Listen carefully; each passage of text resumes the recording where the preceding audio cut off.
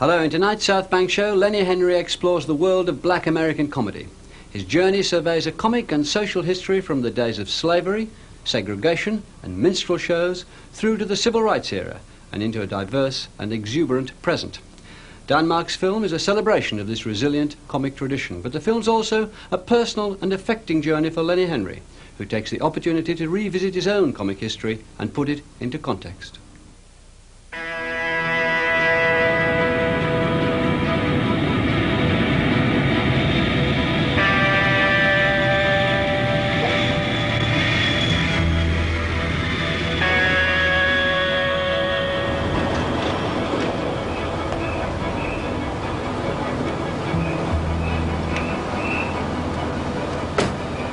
So what's the show about, man? Well, it's about African-American humor, you know, where it's from, where it's at, where it's going, and how it ties in with the African-American experience, you know. Now, let me take a wild guess. Do you have in mind an hour of boring-ass interviews with a whole bunch of the same people talking about the same old I've seen before? Well, you know, I mean, we want to do something a bit different. I mean, I've done some research, you know. Research? Research? Man, I can't let you do this to yourself. Look, the first thing you gotta understand is this is a diverse community, man. I have done this before, you know. Man, it ain't even about that, man. You know what I'm saying? Look, y'all have gotta be humble. You know what I'm saying? Because this is a lot bigger than you are, baby. Look, I like your ass. I'm gonna fix you up.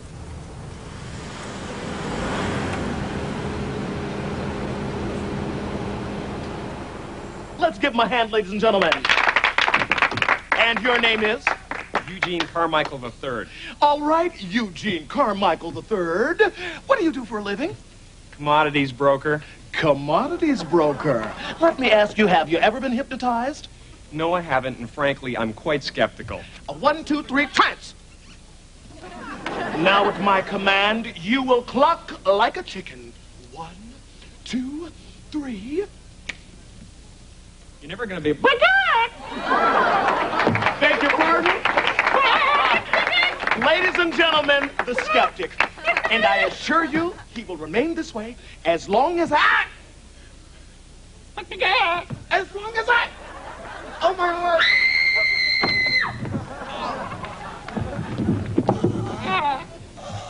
He's not breathing. Call an ambulance, quick.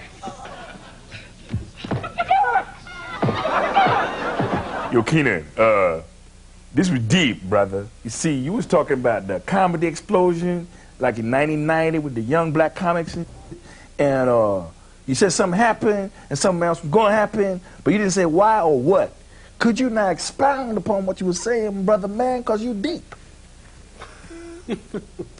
Okay, and what happened was black comedy became hot. You know, and Living Color was successful, the Def Jam came and that was successful. Mm-hmm. The problem was that there was only a handful of people, you know, talent at that particular time. Who could deliver. Right, but you had this massive demand. It's like when rap exploded. There was a huge glut, you know, of rappers, and everybody was a rapper. Mm-hmm. And out of that, there came some really good people who are still left. But for the most part, it has scaled itself down. And the same thing is going to happen with comedy. And the third thing is for you white people. You will never, ever see Elvis Presley's fat ass again, all right?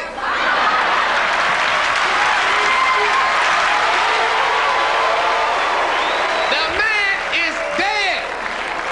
You don't never hear black people talking about, guess what? You ain't going to believe this. I saw Marvin Gaye at the Super Bowl. Do you feel that the new generation of black comedians are working to too exclusive an audience? Absolutely. And you have the separation of clubs now. Let's say 25 years ago, that's the way it used to be. Mm-hmm. And it's ironic that it's becoming that way again.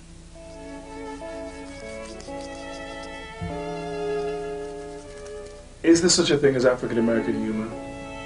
What is it? I think there's African-American humor because we've been laughing at white folks for a long time. And we had to do it in a way that they wouldn't know. Mm-hmm. You know, and I think that goes back to when we were slaves in this country. they used to talk about stuff right in front of us like we weren't there. So, and then they'd be like, the niggas knew everything was gonna happen. How'd they know? And they stand there, I'm the house nigga. I'm in there, I'm listening to them playing the war. Then when I know, how in the hell did they? I was standing there, you know. But anyway. African American humor. That's their new name. African American. Used to be colored and black and Negro. Yeah. I used to love it when it was just old colored man. When I was growing up, it was a colored man. Now it's African American. Well, people get upset by all the different names. They want it to be right, you know, I guess. You know, quiet as kept. I like Coon. You what? That wasn't a bad name. Coon? I used to call my woman, you little pretty old coon, you. Did you? Yes, I did. She loved that. Hey, Anthony Brown. That's about time, man. Jimmy, what's wrong with your grandmama, man? Well, we talk about how you know, slavery and repression. Was there comedy in slavery? Was there? Well, every social, every social thing that happens to black people is funny. Back to LA riots when they happened, you weren't here then. No, I was here. We watched it on TV. You watched it on TV. See, you get a different thing, a different feel for when you're actually in the riots. I was there in it. You were in it. I didn't steal it. I knew people. Oh, come on. Oh, yeah. Well, I got a VCR and a blender and a box of shoestrings. I got a lot of useless stuff, but you know, when you're stealing stuff, you don't have time to sort. You know what I'm talking about. But anyway, what we were doing is, like I said, whenever there's like something happens bad to black people, we've been able to bring. Why is that? Why is that? Because that's all we got is laughter. That's all we got. The man has managed to take everything else away from us but our ability to laugh. See, that's what you got to talk about on your damn show. And if you don't have that on it, then you're missing the damn point. You're missing the whole damn point.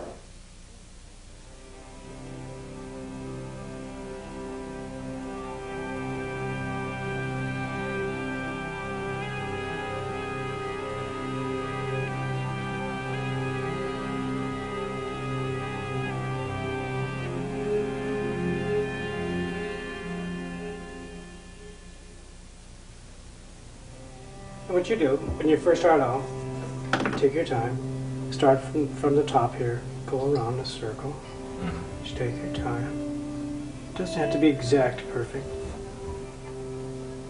Mix it all in, all on.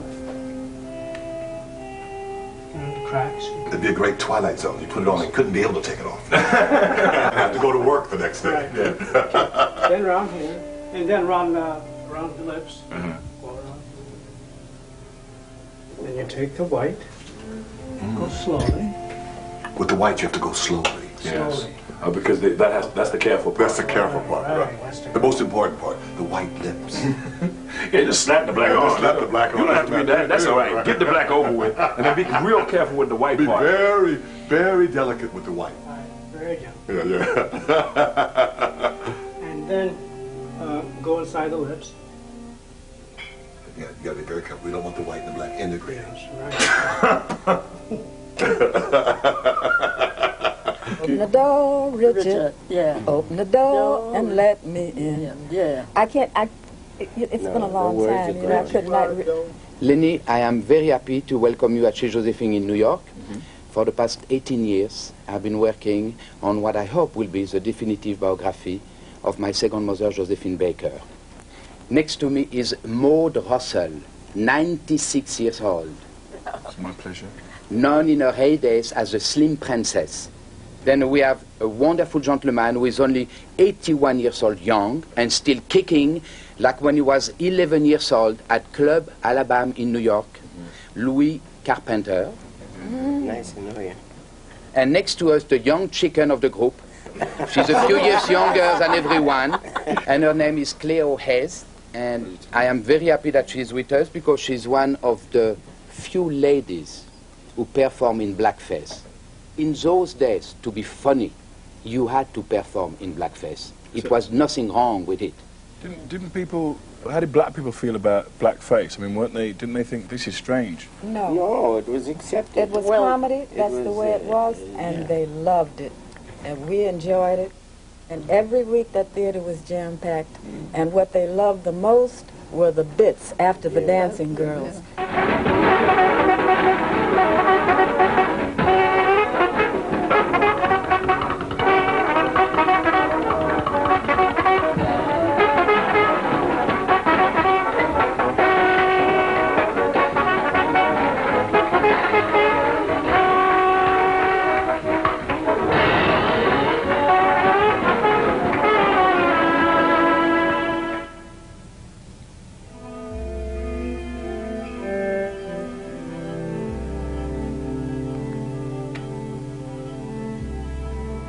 years ago, you all were speaking about minstrel shows. That's where the original. There were always a group of men sitting on the stage.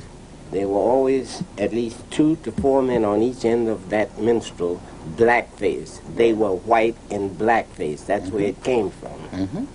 Then it became colored men using blackface. But what did you feel? Nothing? No, Thank no, you. no, it wasn't nothing. If it was anything, a colored person looking at a white person using cork, we'd say they're trying to imitate us. That's been history. They've always imitated us and taken from us.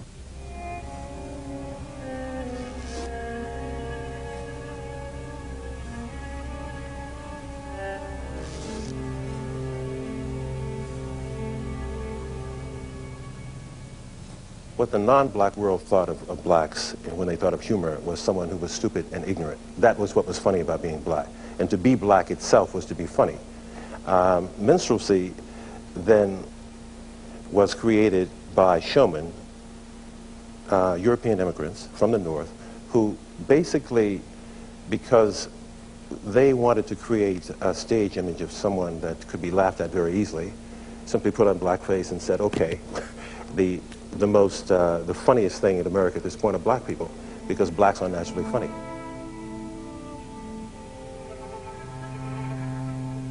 It's great. It's easy for you. One line, huh? One line. That's me. It's pretty good. The blacker the berry, the sweeter the juice.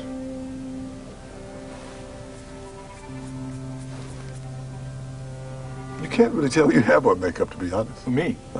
Oh, but I'm darker than you, so, you know. You're darker than me? Yeah. That could be a movie. Darker than me. Darker than me. I have this sheet music, which is the most extraordinary song called Coon, Coon, Coon, and which the lyrics are something like, although it's not my color, I'm feeling mighty blue, I've got a lot of trouble, I'll tell it all with you. I'm certainly clean disgusted with life, and that's a fact, because my hair is woolly and because my color is black. And it goes on to say, my girl, she took a notion against the colored race. She said that if she would wed me, I'd have to change my face. She said that if she'd wed me, that I regret it soon. Yes, now I'm shook good at heart because I am a coon. And it goes, coon, coon, coon, I wish my skin would fade. Coon, coon, coon, I'd like a darker shade. Coon, coon, coon, morning, night, and noon, I wish I was a white man instead of coon, coon, coon. Then he goes on and sings the second verse, and he says, which I think is very fascinating just in terms of the dynamic in this country of people molding their faces and dyeing their skin and changing their hair. He says, I had my skin enameled, I had my hair made straight, I dressed up like a white man and certainly did look great. Then he goes out to talk about how he went off to see his sweetie. He went walking through the park and he saw 2 dove birds making love in the dark. And they stopped and looked me over. I knew my finish soon when both those birds said good and loud, coo, coo, coo, coo, coo, coon. What does that mean, Arabic features? That your nose isn't flat? Yeah, that's what it means. Is that what it means? Yeah. I think flat noses are hip, especially if you live in the mountains. What does that mean? Well, it means that you need air. The higher you go. To get more. Yes. To get more. I'm proud of. Look, I'm proud of my nose. Yeah, you should be. Yeah, my nose. I've got a good, strong, big nose. No, you have Michael Jackson's old nose. I recognize it. No, Michael would kill for this nose now. Huh? Michael's nose is falling apart. He doesn't have a nose now. You can see the perforations in it. Oh, it's very scary. God won't recognize him when he goes to heaven. You know, in the old days, during slavery, they had, at the end of cotton, when they finished picking cotton, they would have a party, and the master would give a cake to the prettiest couple. So do you think of the prettiest couple was the people who looked most like him, the light-skinned blacks. He'd give the cake to. So the blue blacks, they would do a dance called the cakewalk to get, you heard the cakewalk? To get the masses' attention. That's why you hear a lot of blacks in America say, if that don't take the cake, if that don't take the cake. So some people are still trying to take the cake, and it's too bad. This guy had this musical he was doing, and it was all in minstrel show, and he wanted me to write the book for it or direct it or do something. And he was sitting there playing these songs. He was going, and then it happens like this, and then he breaks into the song, and then he starts to do this, and then he starts to do that. And it was the most, and at one point my Negro hostile brain immediately clicked in and said, George, be offended. And then it said, my brain said, no, look. And then when I looked, I saw that what was going on was this phenomenal level of envy, and he wanted to escape into a culture, and that was his only way he knew how to get inside of it, because he could not surrender his arrogance, but at the same time he was consumed by his envy. so that therefore he mocked the thing, and then he became it because he desperately wanted to become it. And that's when I view this whole context in a whole other way. Mr. Bones? Mr. Bones! Boy, does you need a hearing aid? Mr. Bones! Africa was an oral culture when the slaves were brought over here. And wordplay, verbal acuity, the ability to speak clearly and cleverly was a very prized trait. And so the African slaves that came over here had that. And thinking of one example of typical slave humor of the time that you find in folklore is a story about a master who comes into a slave and says, John, how do I look? And the slave says, Master, you look mighty. And the master says, well, John, you don't know what mighty means. What is that? And he said, well, Master, you look noble. And he said, well, noble, John, what's that mean to you? And he said, well, you look like a lion, Master. And the master says, John, you never saw a lion. And the slave says, well, I did, Master. I saw a lion down in the field the other day. And the master says, oh, John, you silly boy, that wasn't a lion. That was a jackass. And the slave says, well, Master, that's exactly what you looks like. Was your pappy a soldier? Yes, sir. He was at the Battle of Bull Run. He was one of the ones that ran. He had a horse pistol, my father did. You mean a hospital? No, a horse pistol. He raised it from a colt. Did he ever do anything brave?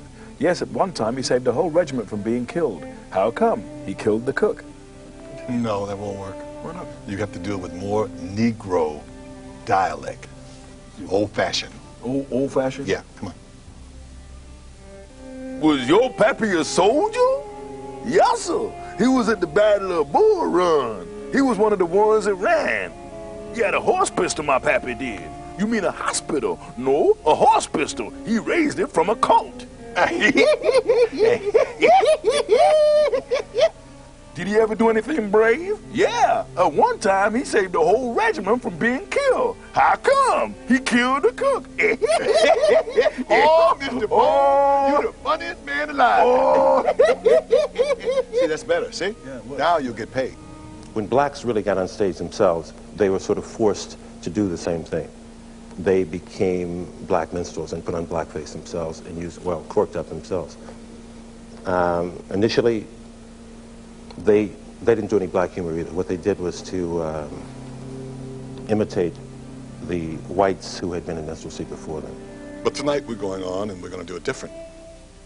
We'll do this. Yes. And then we'll just say in a regular voice. Yes. Kiss my black ass. And then we'll do it minstrel so the white audience will get it. Kiss my black ass, y'all. This is really weird for me, you know. This is so strange. I didn't know if I was going to tell you this, but when I was 16, I was just starting. The guy who was looking after me didn't really know what to do with me, so he went to this entrepreneur and said, you know, I want Lenny to get some experience in the business. I don't quite know what to do. And this entrepreneur had two shows going. He had a summer show up north, and he had a club tour of the black and white minstrels. And you mean white people doing blackface? Yes, I mean it was a huge show in England. I mean it ran for 21 years at the Victoria Palace. It was a top-rated television show. It was the thing. And this entrepreneur suggested that I should be in the black and white minstrel show because it would give me the best experience. So, because I was being, I signed a contract, you know, and I was very young, but I did it. I did the minstrel club tour, and then the next year I did 22 weeks in one place, and I did it for 5 years. I was the second spot comedian in the black and white minstrel show. I would go on, do my jokes, and then the minstrels would come on and sing the Camptown Races, sing this song, doo-dah, doo-dah. They would do that. I don't regret it because I was getting experience. But this brought it all back. Yeah, but of course it brought it all back, because I used to sit in the performer's makeup room and I'd watch them putting the makeup on. It's so strange. I didn't know to tell you or not, you know. I thought you might be offended or something. You know, I think that you had to experience this to get from there to here. You wouldn't be who you were without that experience. It's all a part of developing and creating. And you were 16 years old. I mean, I'm just saying that because it's coming from inside, from my heart. How you thought I was going to react to it? Kick my You tar baby, you coon, you house nigger, you happy slave. No, is that what you thought I was going to say? You're going to stop me. You sell out, you double agent. No, you had to experience that, and that's, you know, that's a part of life. That was part of the system. But it's like today, I don't know. You know how I feel about it. I mean, as a comedian. I mean, Nobody knows the trouble I've seen. Nobody knows but Jesus. you have to keep a sense of humor. Kate Smith was prejudiced. Period.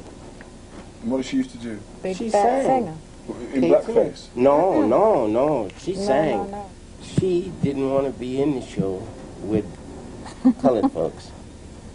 They had a party for the people in Honeymoon Lane, and the stage was set up for a party. She made a remark that, you know, she didn't want to be at a party with... With niggers. That's what she said. So what? Why are you afraid to say that word? I tell you, I'm not afraid to say it, but if I keep using it, I'll never get rid of it. So consequently, I don't use it. And I don't encourage nobody to use it.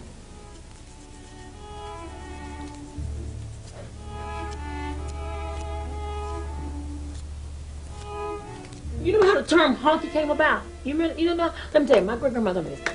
White men, it's illegal for a white man and a black woman to marry. Illegal. It can't happen. So in the wee hours of the night, white men would come into the black neighborhoods and turn off their car lights and just honk their horns, and the black woman would come out. And so they would call them honkies. Derogatory. You know what a honky is, right? Yeah, it's a white person, isn't it? You know where that term came from? No. Okay. It originated when the brothers was on the plantation, and the way white people talk. Well, you know, Bill, move that bell and put it over there. That honk sound they make in their voice. Honky. Honky. You understand now? You got that? Is that how they invented it? That's how it invented. Hey, honky. Shine was a hero, supposedly the only black person on the Titanic. And the alternate title that is the sinking of the Titanic. And what happens in the story is that Shine, ultimately when he finds out that the ship is sinking, jumps off the ship and decides to swim home. And all the time, all the way as he's swimming away from the ship, he's talking to the people on the ship who are entreating him to help them get off themselves. And basically he's telling them to, I think maybe I should skip this part. No, go ahead. He's telling them to go so that was a whole genre of folk tales that came out. And those tales never became public. That was strictly something that existed within the black community and was never even mentioned to whites. Okay, signifying would be looking at somebody like yourself, looking you up and down, and attacking verbally attacking. Your wardrobe, your look, your haircut, your sideburns, which is something I ain't seen on the brother. Not to mention your funny accent. Oh, not to mention the accents. You talk rather funny. I talk funny. Funny. Yeah. You talk funny. Yeah, well, give me something. It sounds like your, how do you say it? You have something stuck in your ass. Well, I do. But, you know, and it's your head. Oh, I heard that. Okay, there you go. I heard Is that signifying? That's signifying. Oh, good. You just came back on somebody who I thought couldn't be came back on. Exactly. And see, white folks always looking for to covet our being. Right. You know, they're the biggest coveters, and they talk about Japan copying. White folks copy more than Japan can ever copy. Right. They don't have, you know, white people just naturally boring to begin with. Man, let's be honest. Yeah. That's why they was lynching niggas on Sundays. They didn't have shit else to do. I think one of the first racial riots was in the end of the 1930s in Harlem, and blacks were becoming tired, I guess, of simply going along or being passive about the racial situation. The humor reflected that. You started to get comedians who were starting to deal with humor that had been active in the black community since slavery, but had never been exposed to non-blacks. You've got people like Moms Mabley, who was as early as the 1930s was doing humor that really had some bite to it. I mean, Moms would tell, I guess one of her famous jokes was, the one about being stopped by a policeman in Georgia. She runs a red light, and a cop comes over and says, "Miss, why did you run that red light?" And she says, "Well, I saw all the white folks went when the light was green. I thought it was our turn to go when it was red." And as the times changed, they were able to put in more and more. But you know, those two words, black power, really frighten a lot of folks. About a month ago, I got on a bus, and the bus was crowded, no seats available, and I wanted to sit down. So I paid my fare, and I turned around and yelled, "Black power!" 2 old women, 70 years old, got up and gave me their seat. And they were colored. I tell you, probably the worst thing happened to me to really show you about the problems we have.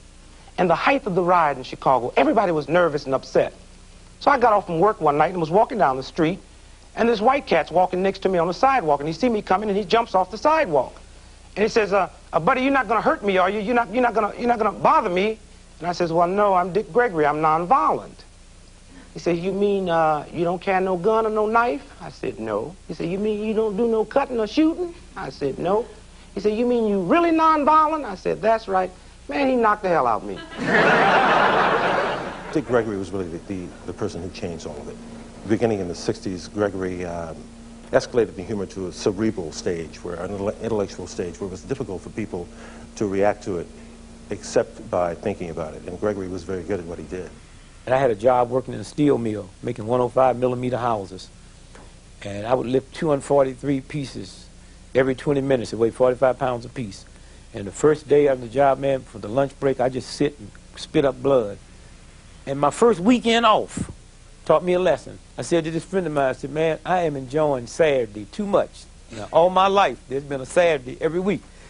I'm enjoying Saturday too much for working to be right. So I must be doing something wrong on Monday, Tuesday, Wednesday, Thursday, Friday. So I ain't never going back to work no more." So I decided I wasn't going back to work. So then I got to go pick up my pay. And that's something I never understood, you know. The guy says, you fired. And so consequently, what happened was that I went to get my money. And a black friend of mine drove me out, and I'm talking bad, man. Yeah, man, I didn't want this old honky job anyway, man. And the niggas, they got to be crazy. And I went in, and white guy scared me and said, "Nigga, where you been?" And I mean, it scared me. I said, "My mama died." Now, I was talking bold in the car. And the white guy came over and hugged me and said, "Oh, son, oh, God, I'm sorry. I'm sorry. Can I help you? Can you do anything? You need any money?" I said, "Well, I'm coming to pick up my pay." And he said, "No, I don't mean that." And he pulled out his check and gave me $10. And I worked the rest of the day, man. And my friend out in the parking lot waiting on me. And he don't know I'm in there so scared. This white man then yelled at me, and I lied to him. So then everything's cool. I'm back at work, got my check. And then one day the weather got good. You know, when you're young in high school, man, the weather's good and the ladies look nice. So I'm just standing on the corner rapping.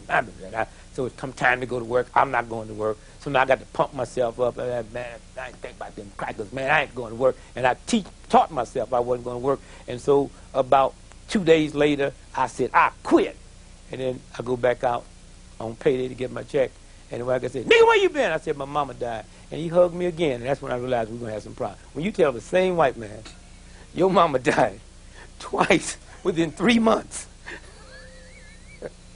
That's the first time I started understanding we had a problem.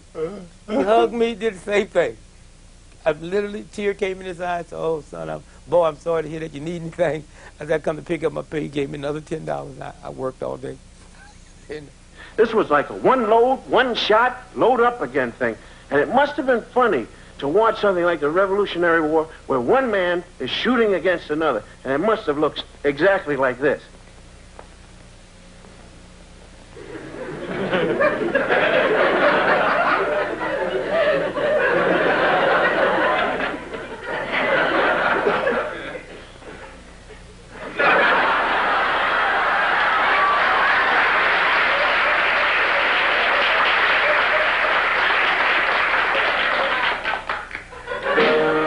At that point, this was about 1968, Cosby was the American comedian. Cosby was the sort of raceless comedian.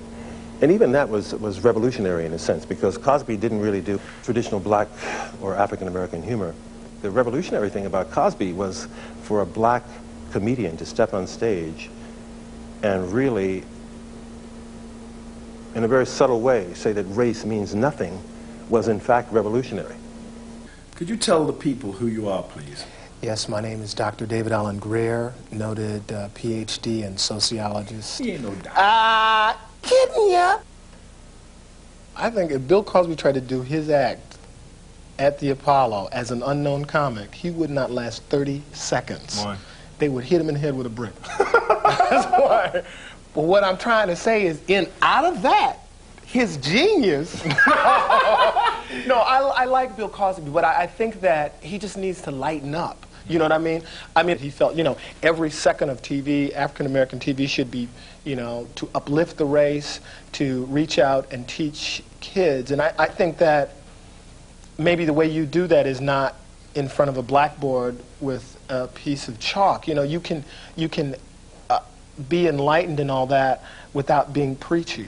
But basically, I grew up in a Cosby world, in the world of his show. I was in a cab in New York, and this guy goes, I don't like, this white cab driver said he didn't think the Cosby Show was good because it posed unreasonable expectations on the African-American community. And I said, but that's the kind of world I grew up in, and he was like, yeah, right, sure. And I'm Donald Duck, People don't want to believe it. White people have an aversion to the truth. They have an aversion to it. They don't like it at all. And Dick Gregory was saying, here it is. But the most brilliant person to have brought it out, what I have to say, was Pryor. When he came to knowledge and thought to himself, I don't think I'm playing this game right. I want to tell him about this stuff. See, Pryor was brilliant because he showed white people how we see them. Because we already know how you see us. Right. But we see you, and this is what you do. And not only this, let me show you what goes on in my neighborhood, because you sure don't know, because you got this. Gonna never come down you won't never come down here. So since you put us here, let me show you what goes on in our neighborhood.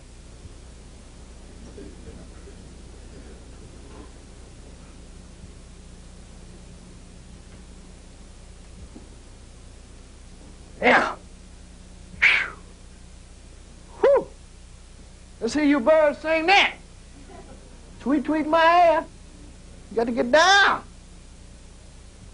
See, people got to understand this community. Say, fool, you better slow that car down. Goddamn, you don't come driving down through here like you crazy. This is a neighborhood, man. This ain't no residential district. See that boy over there in the streets? See that boy? Used to be a genius. Boy used to book the numbers, didn't need paper or pencil. Now that nigga can't remember his shoelace. Get off the street, boy! What's happening? Look at that nigga. Move, mother.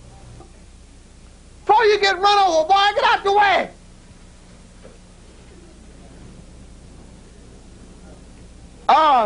Say, man, I feel bad enough to drink some milk.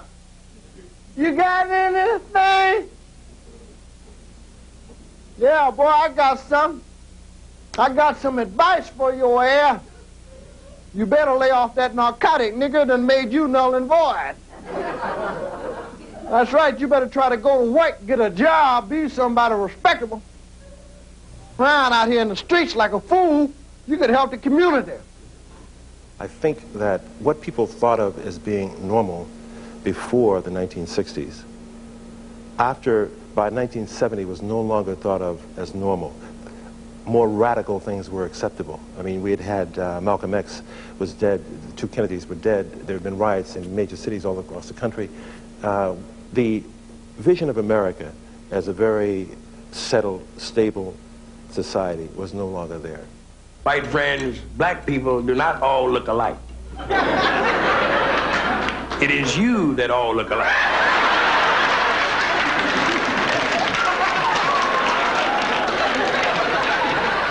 I'm going to prove it. I make a statement, I'll prove it for you. Now, white friends, look all around the room. All the whites look at each other. See there? All of y'all are just white. Now look at us. All different colors, black walnut, burnt almond,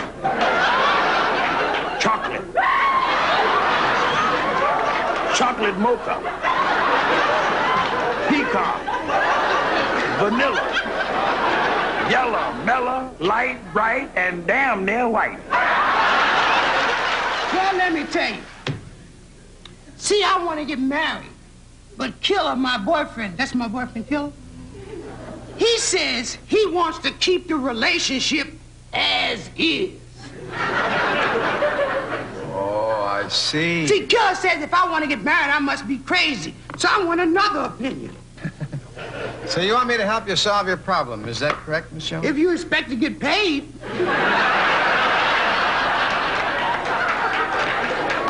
Trust me, Geraldine. If you don't, I can't treat you. Just lie on the couch. Is it any cheaper if I stand up? No. No, you just lie on the couch. And don't shove. Don't shove. Don't push me. Don't you ever push me. You want me to sit down and just say, Geraldine, have a seat. Don't push me. If you ever, if you ever run into me anywhere, tell anybody you with. Don't push up. An interesting comparison is Flip Wilson had all of the gestures.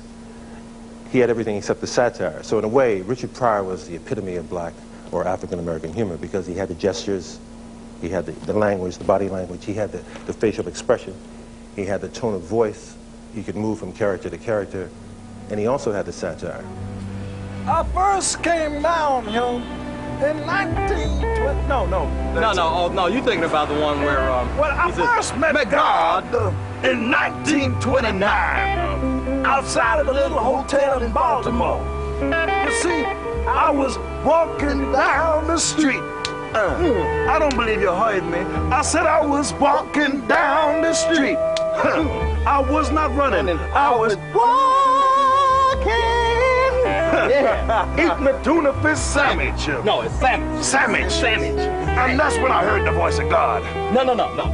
And I heard the voice. I heard this voice call unto me from down a dark alleyway. And I knew it was the voice of God because it had power and majesty. And the voice said, Give me some of that salmon. Give me some of that salmon.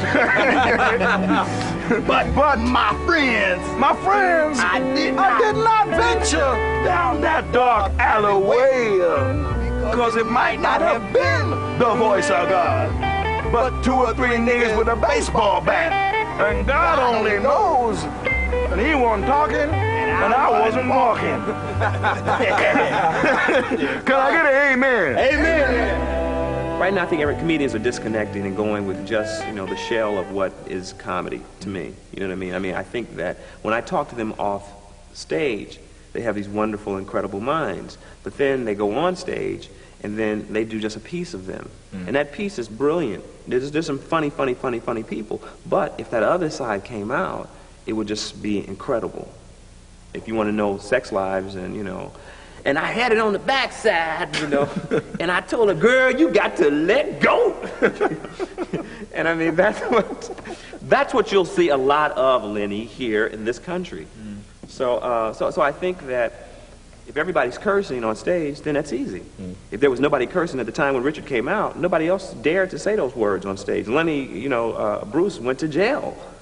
And now when you think about comedians coming and going, F, suck my woo, and she can poo, and so it's like Lenny Bruce must be going, I went to jail for this? I went to jail for this? Now check this out. You got white boys that hate black people, but they black women. Brothers can't stand white folks stroking white girls. So crazy you could have people come from Mars. Everybody could hate them. But I bet you my last bean pie, somebody's gonna them green bitches. There's been a critique of the new style of new Def Jam comedians. Can you tell us a bit about that? Well, see, I have a lot of problems with that because, a style of Def Comedy Jam comedians, I know a lot of those guys, and each one of those performers are unique and different. But, a lot has been said. Some people say, well, it's, a throwback to, it's a 1990s version of a minstrel show and that kind of stuff, which is, to me, is just garbage, If you take a crowd who's used to somebody, yelling in the air, I need a gangster bitch. You can't just come out, hi, I'm a Negro. I live in the suburbs. No. I'll never forgive her till the day I die. And that's the truth. That just proves my point. Mama, look, a fire. Oh, honey, listen, she betrays the only friend she ever had in the world. It's the truth. She said that. Oh, police. When you were doing In Living Colour, did anybody ever say that, oh, these are just negative images? I mean... Well, when you're black, it doesn't matter what you do, you will be criticized, and somehow, some way, someone will try to take what you're doing and make it negative. You take the Cosby Show. You couldn't find a more perfect family.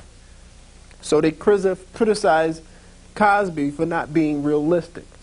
You know what I mean? Then on the other hand, if you created a show about a lower income family, they criticize you for being stereotypical. I've never heard any white show referred to as stereotypical. Those words never come into play. Those criticisms never come into play. Those politics never come into play. That to me is the most offensive thing. I can't just be a comedian. I got to change the world. You know what I mean? I can't just go up and tell jokes and get laughs and go. And that's the way America is for blacks. It's like you can never do enough. You know what I mean? Forget that, you know, you got out of the projects, you didn't go to jail, you didn't wind up on drugs, you accomplished something, but you didn't solve racism. You know? Sorry, man, you struck out. Right. So, you know, it's like, at what point do you celebrate, is what I say. So I don't even pay him no mind. You know, I never thought of that. I never thought of that. He tried to pay back that. If you treat me right, I will treat you right. Yeah. She is a phony, honey. If she said that. Yeah. Oh, well, she's a fool. Yeah. You know, maybe she, no. Maybe she suffers from depression. Oh, girl, you shouldn't have said that to her. Now she's gonna blame me. Oh. Well, I hope you're right. Oh. Keenen, when we started doing our show in Living Color, he said, well, I don't really want to do a political show. I just want to make people laugh. But you see, because of the fact that we were predominantly African-American performers, it was coming from our perspective, and we were talking about our world in which we lived, it became inherently political. Of course. And right now, it's much easier, especially for black comics, to go up, you know, on stage, hey, what's up, you know, a moment of silence for Malcolm X. The black sisters look good in the house tonight. All right. It's hard being a black man, though, right? Saw a white man today. I shot him. All right now, you know. When I walk the streets, niggas run, duck, and hide their house. Mom, they give a so I really give a damn. And if you want to scrap, mother, here I am. That's enough. That's enough.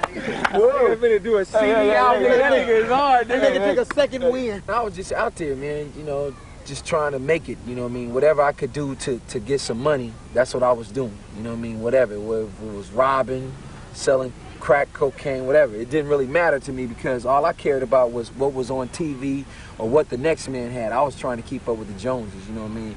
And I didn't want to be broke, you know what I'm saying? Nobody, who in life wants to say, yeah, I'd rather live in the ghetto. You know what? Living in the ghetto is cool. Getting food stamps, that's cool. Section 8, that's great. Waking up hungry. Kids nowadays don't get whooped like we used to get, huh? Man, we used to get our ass whooped. Man, because nowadays it's like child abuse. Remember your mother whooped you with anything. My mother whooped me with a phone one time. Bing, answer the phone. Hello? I think it's for you. I didn't even want to do comedy. I used to go to comedy stores and heckle people and shit. The comedians. This motherfucker used to be in the audience just heckling his ass off. So finally, I didn't feel nobody was funny. Yeah. And I used to just talk, and he used to tell me, he said, man, you need to stop doing that back there and get on stage. And I used to, just like he asked Rick, I used to ask him, how do I start doing comedy? He brought me over his house, and he kept telling me to do my homework. And I didn't know what he was talking about. You didn't know what he was talking about? He just kept telling me to do my homework. And then he gave me this, I don't want to bring this up because I know he's going to ask for it. He gave me this Red Fox book. and told me to read it. And he gave me like 2 tapes of Richard Pryor and told me to listen to him. And I did it, and I kept the tapes in the book, and I Yo, those was like the books that, you know, was given to me, and, you know, some of the pointers that was told to me to do, you know what I mean? So what was it like, a Red Fox how to do comedy book? No, it was actually just like a Red Fox guide to the black humor. You know what I mean? It chronicles like humor from like way back in the slavery days on up, minstrel on up. Wow. So it gave a look on all the comedians of the past, because if you don't know your past, you don't know your future. So you in the comedy business, you got to know who was the great ones, what made them great. You know what I'm saying? Then you got to know what's happening now, and then you got to look toward your future. So what you do is you build it. So that's what I gave to him, you know what I'm saying?